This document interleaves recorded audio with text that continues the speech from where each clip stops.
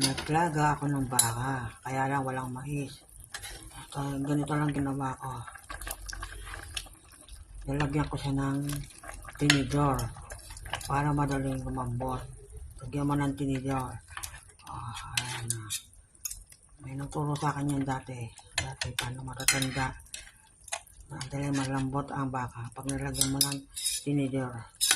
So, sa mga nanonood ko, paki-like and subscribe kung nagustuhan nyo ang aking share na ulam. Malambot na ang baka. 2 oras ko lang yung pinakuluan.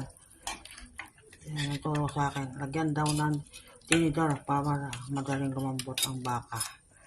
Salamat sa nanood.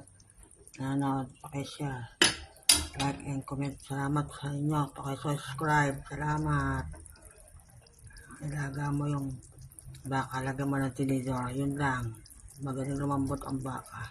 Salamat sa panonood. Paki-like and subscribe, comment.